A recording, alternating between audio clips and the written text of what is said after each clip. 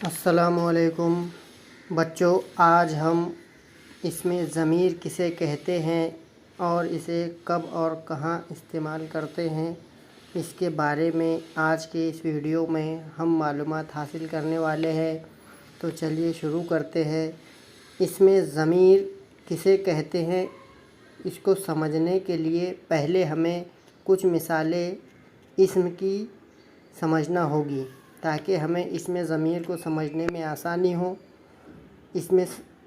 اسم کو ہم نے پہلے پڑھے ہیں لیکن اس کا تھوڑا اعادہ کر لیتے ہیں۔ چلیے، اسم کی جگہ اسم کسے کہتے ہیں؟ اسم کسی جگہ یا شخص یا چیز کے نام کو اسم کہتے ہیں۔ ہم کسی کے بارے میں بات کرتے ہیں، جیسے رضوان اچھا لڑکا ہے، رضوان کھیل رہا ہے، رضوان بات کر رہا ہے، رضوان اچھا پڑھتا ہے۔ یعنی بار بار یہاں پر رضوان کا نام آ رہا ہے۔ رضوان کیا ہے؟ ایک لڑکے کا نام ہے۔ ہم نے اوپر دیکھے ہیں کہ اسم کسے کہتے ہیں؟ کسی شخص، جگہ یا چیز کے نام کو ہم اسم کہتے ہیں۔ یہاں پر ان جملوں میں اسم جو ہے رضوان ہے۔ اب کیا ہو رہا ہے، ہر جملے میں رضوان ہم کو بولنا پڑ رہا ہے، تو ہر جملے میں رضوان بولنا یہ ہمیں اچھا نہیں لگتا، یا اس میں جملے میں بار بار رضوان کو لکھنا یا بولنا ٹھیک نہیں ہے۔ اس کی جگہ پر ہم کیا کرتے ہیں، اس لیے ہم کیا کہتے ہیں کہ پہلے تو کہتے ہیں کہ رضوان کھیل رہا ہے، لیکن بار بار رضوان نہ کہتے ہوئے کیا کہتے ہیں کہ رضوان کھیل رہا ہے، وہ بات کر رہا ہے، اس نے ہوم ورک کر لیا ہے، وہ کھیل رہا ہے۔ تو اب کیا ہوا، اس میں کیا ہو گیا کہ رضوان کی جگہ پہ ہم نے جو لفظ استعمال کیے ہیں وہ، اس، تو یہ کیا کہلاتے ہیں؟ اسم ضمیر کہلاتے ہیں۔ یعنی اسم کی جگہ جو لفظ کو استعمال کیا جاتا ہے، جن لفظوں کا استعمال ہوتا ہے، اسے اسم ضمیر کہتے ہیں۔ چلیے اب ہم ہماری جماعت کی کتاب چہارم جماعت کی کتاب میں سے کچھ مثالیں دیکھتے ہیں کہ اسم کی جگہ استعمال ہونے والے لفظ کو ضمیر کہتے ہیں۔ مثلاً ان جملوں کو پڑھیے۔ امجد پودوں کی دیکھ بھال کرنے لگا۔ نمبر 2 ہے امجد روز دوستوں کے ساتھ کھیلنے جاتا ہے۔ ان جملوں میں امجد کا نام دوبارہ آیا ہے۔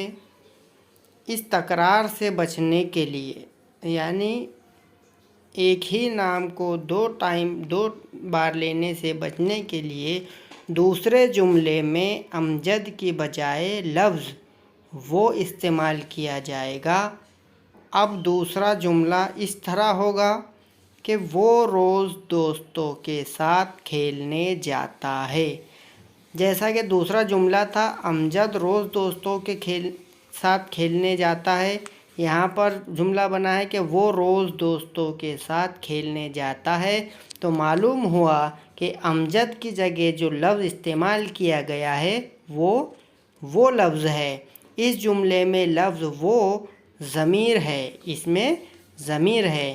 اس کے علاوہ ہم، تو، تم، آپ وغیرہ الفاظ بھی اس میں ضمیر کہلاتے ہیں۔ خط کشیدہ جملے کو ہم پڑھیں گے کہ مسلسل محنت سے پڑھائی کرنے پر اس کا شاندار نتیجہ نکلا۔ اس میں ہمیں اس میں ضمیر کو پہچاننا ہے۔ تو اس میں کیا ہوگا؟ اس میں ضمیر مسلسل محنت سے پڑھائی کرنے پر اس کا شاندار نتیجہ نکلا۔ تو یہاں پر اس جو ہے یہ اس میں ضمیر ہے۔ ہم اسحاق کے گھر پڑھنے کے لیے جائیں گے۔ اس میں ضمیر کیا ہوگا؟ ہم ہوگا، ہم پر ہم نشان لگائیں گے۔ اس نے گھر کو صاف کیا۔ اس میں جو ہے اس میں ضمیر ہوگا اس کو ہم خط کشیدہ کریں گے۔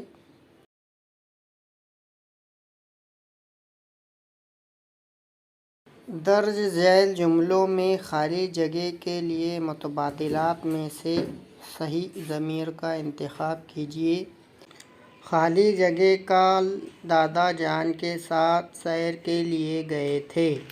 اس میں ضمیر ہوگا ہم کل دادا جان کے ساتھ سیر کے لیے گئے تھے۔ سردی سے خالی جگہ کانپ رہا تھا۔ سردی سے وہ کانپ رہا تھا۔ اس میں وہ جو ہے اس میں ضمیر آئے گا۔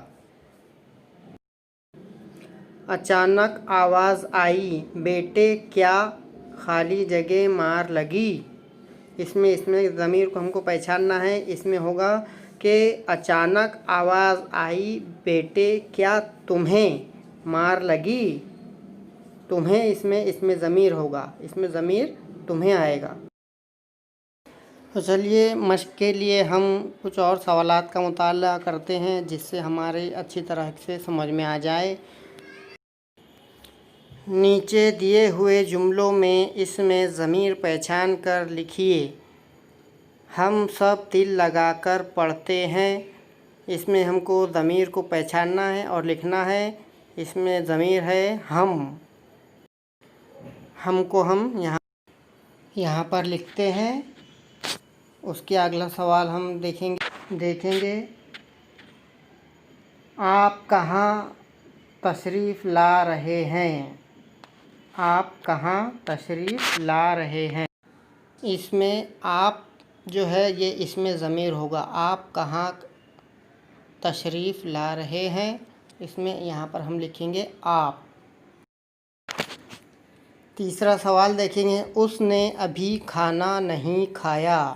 اس میں ضمیر ہوگا اس نے ابھی کھانا نہیں کھایا، تو ہم یہاں پر لکھیں گے کیا لکھیں گے؟ اس لکھیں گے۔